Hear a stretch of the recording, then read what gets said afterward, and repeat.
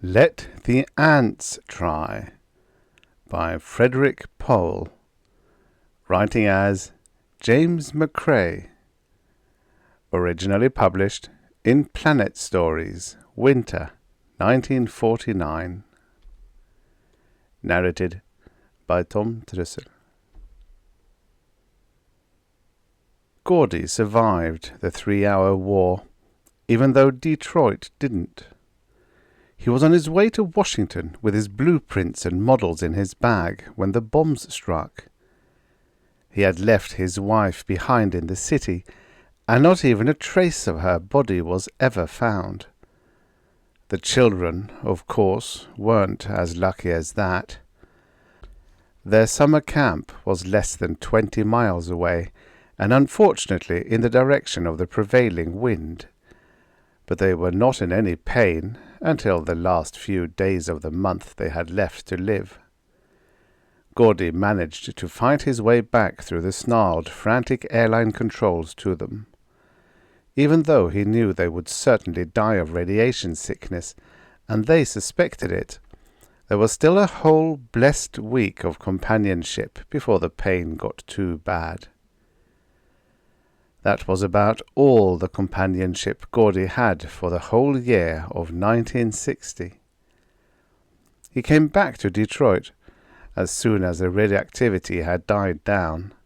He had nowhere else to go. He found a house on the outskirts of the city and tried to locate someone to buy it from. But the emergency administration laughed at him. "Move in, if you're crazy enough to stay." When Gordy thought about it all, it occurred to him that he was in a sort of state of shock. His fine, trained mind almost stopped functioning. He ate and slept, and when it grew cold he shivered and built fires, and that was all. The War Department wrote him 2 or 3 times, and finally a government man came around to ask what had happened to the things that Gordy had promised to bring to Washington. But he looked queerly at the pink, hairless mice that fed unmolested in the filthy kitchen, and he stood a careful distance away from Gordy's hairy face and torn clothes. He said, "The secretary sent me here, Mr. Gordy. He takes a personal interest in your discovery." Gordy shook his head. "The secretary is dead," he said. "They were all killed when Washington went." "There's a new secretary," the man explained. He puffed on his cigarette and tossed it into the patch Gordy was scrabbling into a truck garden. "Arnold Kavanagh. He knows a great deal about you, and he told me, if Salva Gordy has a weapon, we must have it. Our strength has been shattered. Tell Gordy we need his help." Gordy crossed his hands like a lean Buddha. "I haven't got a weapon," he said. "You have something that can be used as a weapon. You wrote to Washington before the war came and said—" "The war is over," said Salva Gordy. The government man sighed and tried again, but in the end he went away. He never came back. The thing, Gordy thought, was undoubtedly written off as a crackpot idea after the man made his report. It was exactly that kind of a discovery, anyhow. It was May when John D. Terry appeared. Gordy was spading his garden. "Give me something to eat," said the voice behind Gordy's back. Salva Gordy turned around and saw the small, dirty man who spoke. He rubbed his mouth with the back of his hand. "You'll have to work for it," he said. "All right." The newcomer set down his pack. "My name is John D. Terry. I used to live here in Detroit." Salva Gordy said, "So did I." Gordy fed the man and accepted a cigarette from him after they had eaten. The first puffs made him light-headed. It had been that long since he'd smoked, and through the smoke he looked at John D. Terry amiably enough. Company would be all right, he thought. The pink mice had been company, of a sort. But it turned out that the mutation that made them hairless had also given them an appetite for meat. And after the morning when he had wakened to find tiny tooth marks in his leg, he'd had to destroy them. And there had been no other animals since. Nothing but the ants. "Are you going to stay?" Gordy asked. Terry said, "If I can. What's your name?"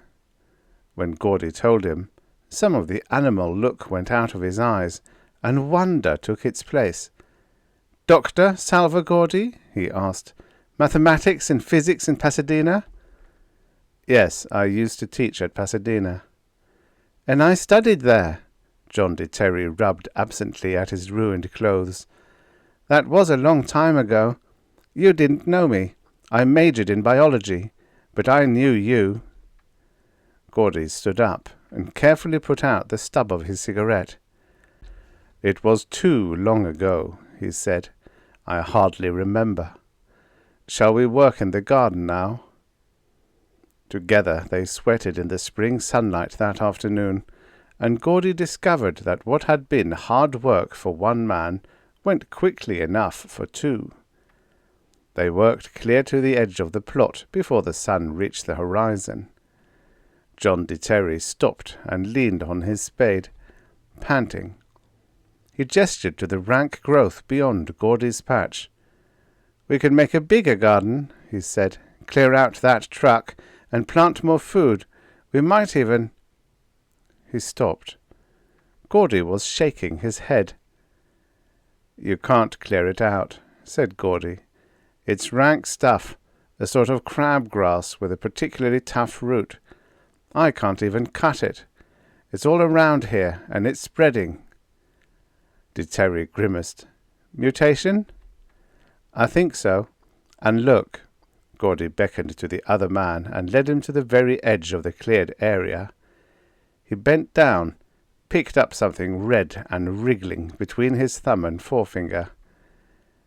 Terry took it from his hand. "Another mutation."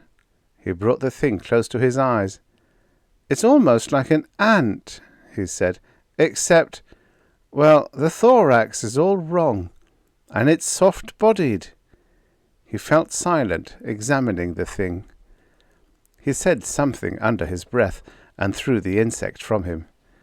"You wouldn't have a microscope, I suppose?" "No, and yet that thing is hard to believe.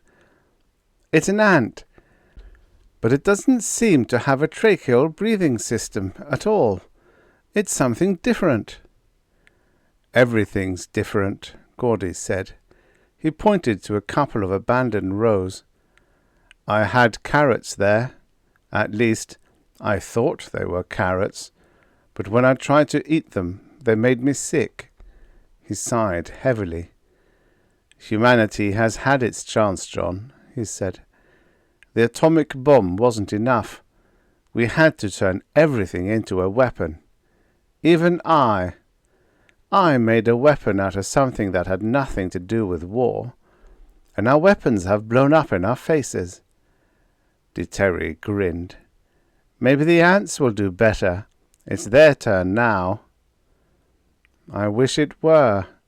Gordy stirred earth over the boiling entrance to an anthole and watched the insects in their consternation. "They're too small, I'm afraid." "Why, no, these ants are different, Dr. Gordy. Insects have always been small because their breathing system is so poor. But these are mutated. I think they actually have lungs. They could grow, Dr. Gordy, and if ants were the size of men, they'd rule the world." "Lunged ants," Gordy's eyes gleamed.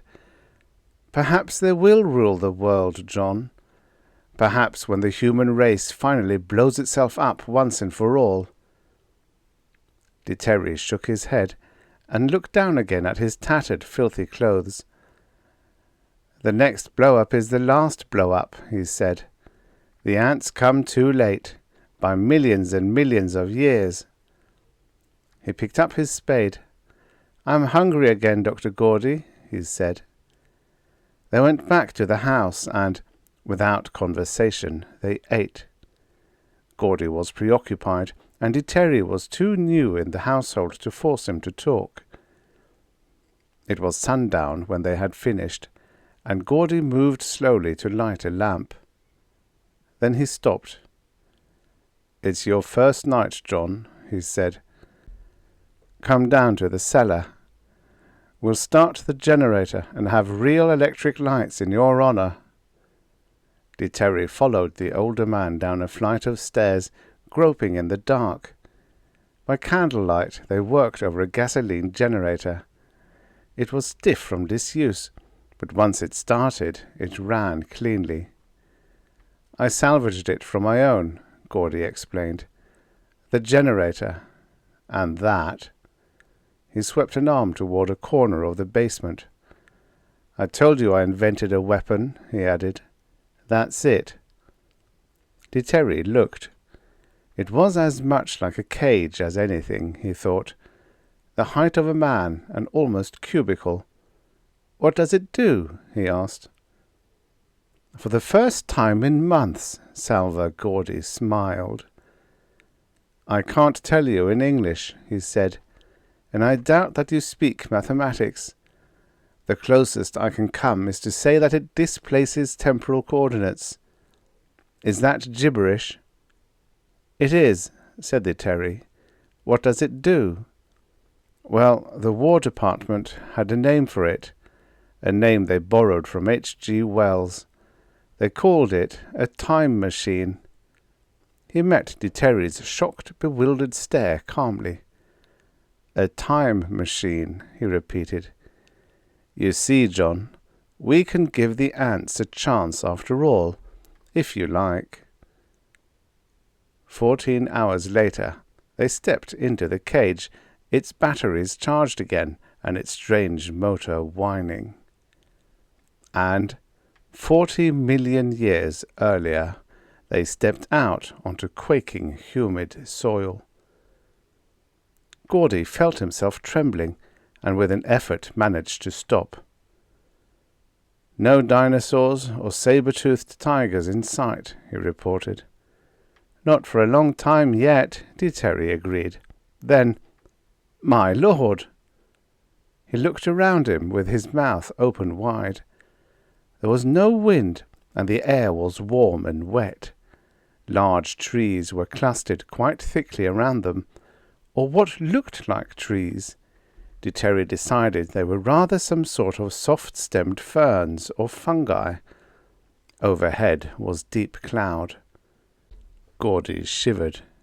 "Give me the ants," he ordered. Silently, Terry handed them over. Gordy poked a hole in the soft earth with his finger and carefully tilted the flask, dropped one of the ant queens he had unearthed in the backyard. From her belly hung a slimy mass of eggs. A few yards away, it should have been farther, he thought, but he was afraid to get too far from Terry and the machine. He made another hole and repeated the process. There were 8 queens. When the 8th was buried, he flung the bottle away and came back to Terry. "That's it," he said. Terry exhaled. His solemn face cracked in a sudden embarrassed smile. I guess I feel like God," he said. "Good Lord, Dr. Gordy. Talk about your great moments in history. This is all of them. I've been thinking about it, and the only event I can remember that measures up is the flood. Not even that. We've created a race." "If they survive, we have." Gordy wiped a drop of condensed moisture off the side of his time machine and puffed. "I wonder how they'll get along with mankind," he said. They were silent for a moment, considering. From somewhere in the fern jungle came a raucous animal cry. Both men looked up in quick apprehension, but moments passed, and the animal did not appear. Finally, Terry said, "Maybe we'd better go back." "All right." Stiffly, they climbed into the closet-sized interior of the time machine. Gordy stood with his hand on the control wheel, thinking about the ants. Assuming that they survived, assuming that in 40 million years they grew larger and developed brains, what would happen? Would men be able to live in peace with them? Might it not make men brothers, joined against an alien race? Might this thing prevent human war? And his thoughts took an insane leap. Could it have prevented the war that destroyed Gordy's family? Beside him, Terry stirred restlessly. Gordy jumped and turned the wheel, and was in the dark mathematical vortex which might have been a fourth dimension. They stopped the machine in the middle of a city, but the city was not Detroit. It was not a human city at all. The machine was at rest in a narrow street, half blocking it.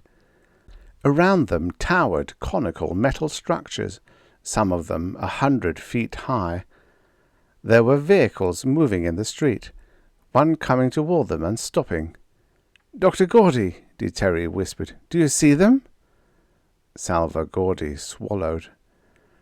"I see them," he said. He stepped out of the time machine and stood waiting to greet the race to which he had given life.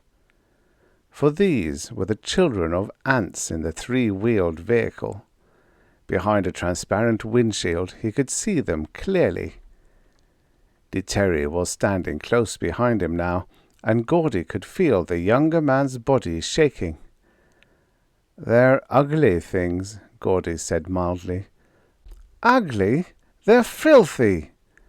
The ant-like creatures were as big as a man, but hard-looking and as obnoxious as black beetles. Their eyes, Gordy saw with surprise, had mutated more than their bodies. For, instead of faceted insect eyes, they possessed iris, cornea, and pupil. Not round or vertical like a cat's eyes, or horizontal like a horse's eyes, but irregular and blotchy. But they seemed like vertebrates' eyes, and they were strange and unnatural in the parchment blackness of an ant's bulged head. Gordy stepped forward, and simultaneously the ants came out of their vehicle. For a moment they faced each other, the humans and the ants, silently. "What do I do now?" Gordy asked Terry over his shoulder. Terry laughed, or gasped. Gordy wasn't sure. "Talk to them," he said. "What else is there to do?" Gordy swallowed. He resolutely did not attempt to speak in English to these creatures, knowing as surely as he knew his name that English, and probably any other language involving sound, would be incomprehensible to them. But he found himself smiling pacifically to them, and that was of course as bad. The things had no expressions of their own, that he could see, and certainly they would have no precedent to help interpret a human smile. Gordy raised his hand in the semantically sound gesture of peace, and waited to see what the insects would do. They did nothing. Gordy bit his lip and, feeling idiotic, bowed stiffly to the ants. The ants did nothing. Terry said from behind, "Try talking to them, Dr. Gordy." "That's silly," Gordy said. "They can't hear." But it was no sillier than anything else. Irritably, but making the words very clear, he said, "We are friends." The ants did nothing. They just stood there, with the unwinking pupilled eyes fixed on Gordy. They didn't shift from foot to foot as a human might, or scratch themselves, or even show the small movement of human breathing. They just stood there. "Oh, for heaven's sake," said Terry. "Here, let me try." He stepped in front of Gordy and faced the ant things. He pointed to himself. "I am human," he said. "Mammalian." He pointed to the ants. "You are insects. That," he pointed to the time machine, "took us to the past, where we made it possible for you to exist." He waited for reaction, but there wasn't any. Terry clicked his tongue and began again. He pointed to the tapering metal structures. "This is your city," he said. Gordy, listening to him, felt the hopelessness of the effort. Something disturbed the thin hairs at the back of his skull, and he reached absently to smooth them down. His hand encountered something hard and inanimate, not cold, but like spongy wood, without temperature at all. He turned around. Behind them were half a dozen larger ants. Drones, he thought. Or did ants have drones? "John," he said softly, and the inefficient, fragile-looking pincer that had touched him clamped his shoulder. There was no strength to it, he thought at once, until he moved instinctively to get away, and then 1,000 sharp serrations slipped through the cloth of his coat and into the skin. It was like catching oneself on a cluster of tiny fish-hooks. He shouted, "John, watch out!" Terry, bending low for the purpose of pointing at the caterpillar treads of the ant vehicle, straightened up, startled. He turned to run, and was caught in a step. Gordy heard him yell, but Gordy had troubles of his own, and could spare no further attention for Terry. When 2 of the ants had him, Gordy stopped struggling. He felt warm blood roll down his arm, and the pain was like being flayed. From where he hung between the ants, he could see the first 2, still standing before their vehicle, still motionless. There was a sour reek in his nostrils, and he traced it to the ants that held him, and wondered if he smelled as bad to them.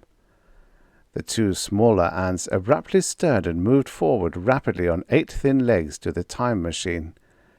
Gordy's captors turned and followed them, and for the first time since the scuffle he saw Terry.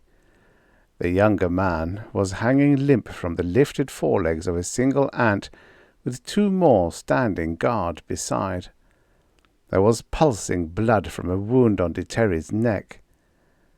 Unconscious, Gordy thought mechanically, and turned his head to watch the ants at the machine.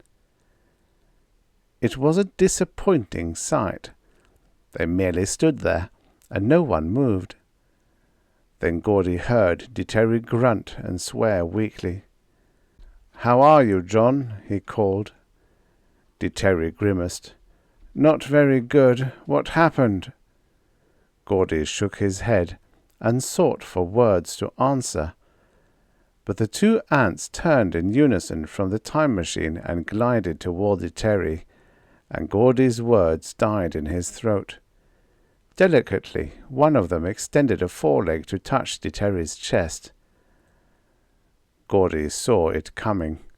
"John!" he shrieked, and then it was all over, and Terry's scream was harsh in his ear, and he turned his head away. Dimly from the corner of his eye he could see the saw-like claws moving up and down, but there was no life left in Terry to protest. Salva Gordy sat against a wall and looked at the ants who were looking at him. If it hadn't been for that which was done to Terry, he thought, there would really be nothing to complain about. It was true that the ants had given him none of the comforts that humanity lavishes on even its criminals, but they had fed him and allowed him to sleep, when it suited their convenience, of course, and there were small signs that they were interested in his comfort, in their fashion. When the pulpy mush they first offered him came up 30 minutes later, his multi-legged hosts brought him a variety of foods, of which he was able to swallow some fairly palatable fruits. He was housed in a warm room, and, if it had neither chairs or windows, Gordy thought, that was only because ants had no use for these themselves, and he couldn't ask for them. That was the big drawback, he thought. That, and the memory of John de Terry. He squirmed on the hard floor until his shoulder blades found a new spot to prop themselves against, and stared again at the committee of ants who had come to see him. They were working an angular thing that looked like a camera. At least, it had a glittering something that might be a lens. Gordy stared into it sullenly. The sour reek was in his nostrils again. Gordy admitted to himself that things hadn't worked out just as he had planned. Deep under the surface of his mind, just now beginning to come out where he could see it, there had been a furtive hope. He had hoped that the rise of the ants, with the help he had given them, would aid and speed the rise of mankind. For hatred, Gordy knew, started in the recoil from things that were different. A man's first enemy is his family, for he sees them first. But he sides with them against the families across the way. And still, his neighbours are allies against the ghettos and Harlems of his town. And his town to him is the heart of the nation, and his nation commands life and death in war. For Gordy, there had been a buried hope that a separate race would make a whipping boy for the passions of humanity, and that, if there were struggle, it would not be between man and man, but between the humans and the ants. There had been this buried hope, but the hope was denied, for the ants simply had not allowed man to rise. The ants put up their camera-like machine, and Gordy looked up in expectation. 6 of them left, and 2 stayed on. One was the smallish creature with a bangle on the foreleg which seemed to be his personal jailer, the other a stranger to Gordy, as far as he could tell. The 2 ants stood motionless for a period of time that Gordy found tedious. He changed his position and lay on the floor, and thought of sleeping. But sleep would not come. There was no evading the knowledge that he had wiped out his own race, annihilated them by preventing them from birth 40 million years before his own time.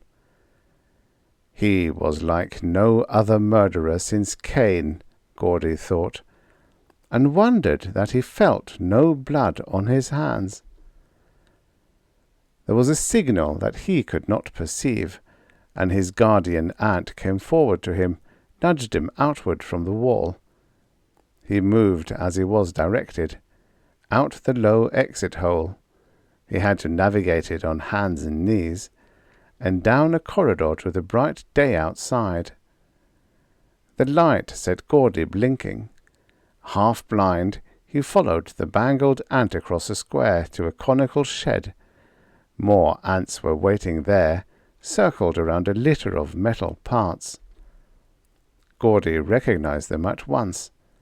It was his time machine, stripped piece by piece. After a moment, the ant nudged him again, impatiently, and Gordy understood what they wanted. They had taken the machine apart for study, and they wanted it put together again. Pleased with the prospect of something to do with his fingers and his brain, Gordy grinned and reached for the curious ant-made tools. He ate 4 times, and slept once, never moving from the neighborhood of the cone-shaped shed. And then it was finished. Gordy stepped back. "It's all yours," he said proudly. "It'll take you anywhere. A present from humanity to you." The ants were very silent. Gordy looked at them and saw that there were drone ants in the group, all still as statues. "Hey," he said in startlement, unthinking, and then the needle-jawed ant-claw took him from behind. Gordy had a moment of nausea, and then the terror and hatred swept it away. Heedless of the needles that laced his skin, he struggled and kicked against the creatures that held him. One arm came free, leaving gobbets of flesh behind, and his heavy-shod foot plunged into a pulpy eye. The ant made a whistling, gasping sound and stood erect on 4 hairy legs. Gordy felt himself jerked a dozen feet into the air, then flung free in the wild, silent agony of the ant. He crashed into the ground, cowering away from the staggering monster. Sobbing, he pushed himself to his feet. The machine was behind him.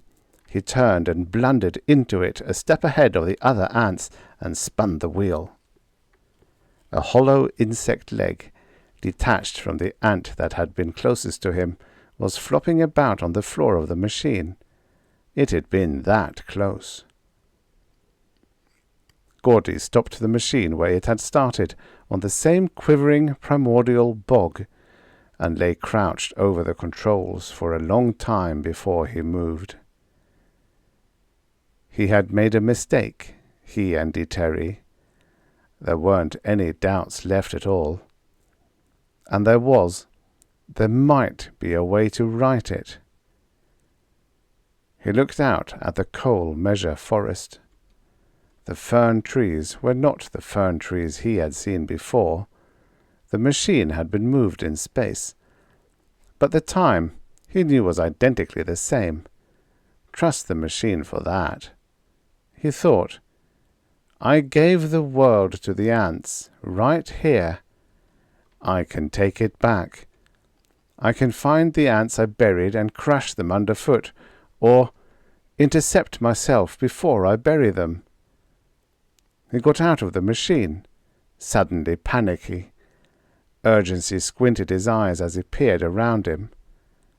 Death had been very close in the ant city. The reaction still left Gordy limp. And was he safe here? He remembered the violent animal scream he had heard before, and shuddered at the thought of furnishing a casual meal to some dinosaur, while the ant queens lived safely to produce their horrid young. A gleam of metal through the fern trees made his heart leap. Burnished metal here could mean but one thing: the machine.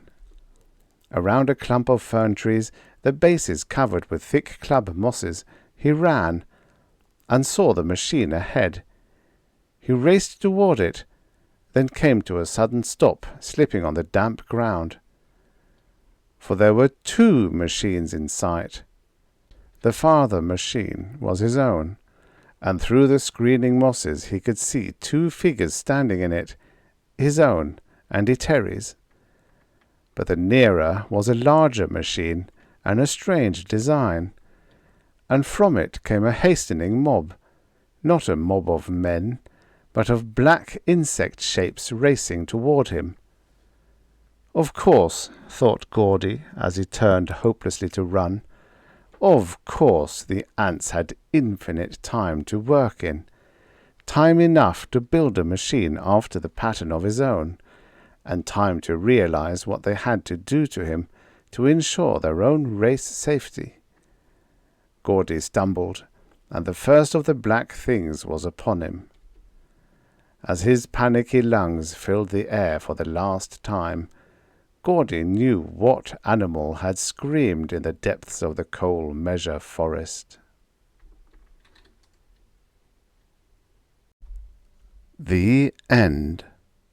Subscribe for your daily stories of futures past. revisit the futures that never happened. Every day.